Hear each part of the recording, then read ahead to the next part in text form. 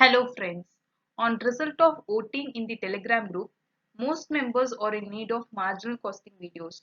So here is a new playlist for marginal costing.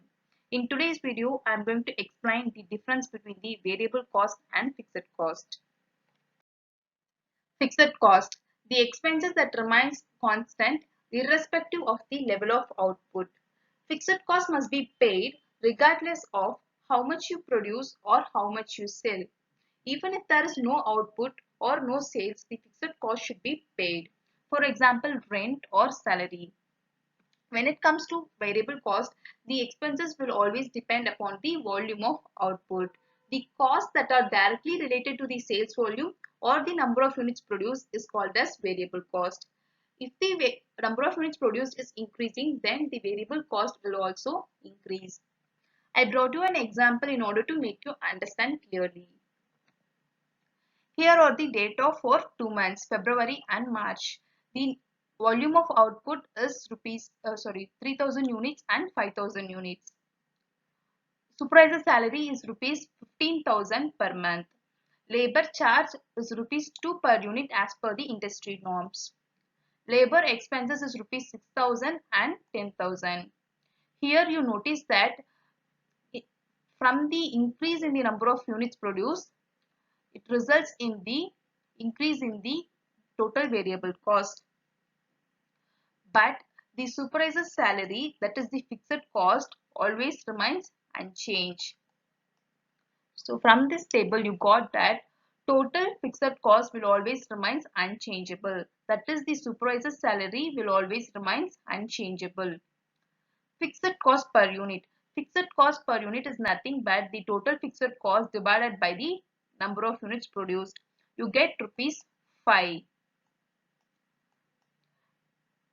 For the month of March, you get rupees 3.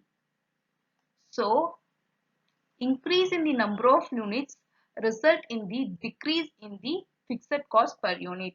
So, the fixed cost per unit is changing depending upon the volume of output. Next is the total variable cost. Total variable cost is also changing depending upon the volume of output. In the month of February, the total output is 3000 units. So we got the variable cost of rupees 6,000. In the month of March, it is 5,000 units and we get the total variable cost of rupees 10,000. For example, in the month of April, we get 8,000 units produced. Then the variable cost will be 16,000. So depending upon the volume of output, the total variable cost will change. But the variable cost per unit will remain unchangeable. So this rupees 2 will remain unchanged. So remember this 4 points. This will help you while working out the questions in marginal costing. This is a small concept, but you should always remember this 4 points. I am just concluding this 4 points. The total fixed cost will always remain unchangeable. Fixed cost per unit is changeable.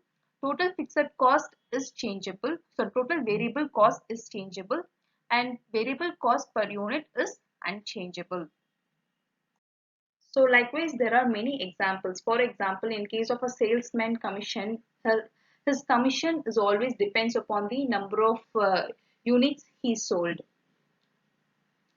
Or if you are staying in the rented house, then the rent you pay to the owner is always remains constant. That is 5,000 or 10,000, the rent will always remains constant. But the electricity charge you paid is for depending upon the units you consumed. So the electricity charge is the variable cost and the rent you paid is the fixed cost. These are some of the examples that I can provide you for this concept. Thanks for watching and kindly do subscribe our channel and press the bell icon in order to get the regular notification of my videos. See you all in the next video. Thank you.